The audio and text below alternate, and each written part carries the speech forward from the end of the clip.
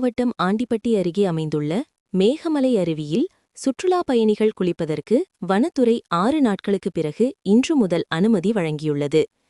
கடந்த சில நாட்களாக கனமழை காரணமாக அருவியில் நீர்வரத்து அதிகரித்த நிலையில் பாதுகாப்பு கருதி சுற்றுலா பயணிகள் குளிப்பதற்கு தற்காலிக தடை விதிக்கப்பட்டிருந்தது. மேலும் அருவியில் சேதமடைந்த பாதுகாப்பு தடுப்புகளை சீரமைக்கும் பணிகளும் பாதுகாப்பு வளையங்கள் அமைக்கும் பணிகளும் நடைபெற்று வந்தன. இந்த பணிகள் முழுமையாக நிறைவடைந்ததைத் தொடர்ந்து இன்று முதல் மீண்டும் சுற்றுலா பயணிகள் அருவியில் குளிப்பதற்கு வனத்துறை அனுமதி அளித்துள்ளது. மேகமலை பகுதி மேற்கு தொடர்ச்சி மலைத்தொடர் பகுதியில் அமைந்துள்ளதால் உயிரியல் பல்வகையமையில் முக்கிய இடம் பெற்றுள்ளது. அடர்ந்த காடுகள், தேயிலை தோட்டங்கள், அரிய வனவிலங்குகள் மற்றும் பறவைகள் நிறைந்த இந்த மலைப்பகுதி இயற்கை ஆர்வலர்களுக்கும் சுற்றுலா பயணிகளுக்கும் முக்கியமான சுற்றுலாத்தலமாக விளங்குகிறது.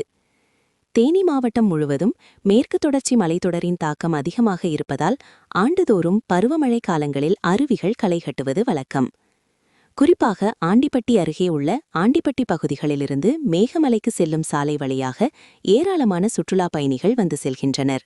6 நாட்களுக்குப் பிறகு அருவியில் குளிப்பதற்கு அனுமதி வழங்கப்பட்டுள்ள செய்தி வெளியானதைத் தொடர்ந்து தமிழகத்தின் பல்வேறு மாவட்டங்களிலிருந்து சுற்றுலா பயணிகள் மேகமலை அருவிக்கு படையெடுத்து வருகின்றனர். பாதுகாப்பு விதிமுறைகளை கடைபிடித்து மட்டுமே குளிக்க வேண்டுமென வனத்துறை சார்பில் அறிவுறுத்தப்பட்டுள்ளது.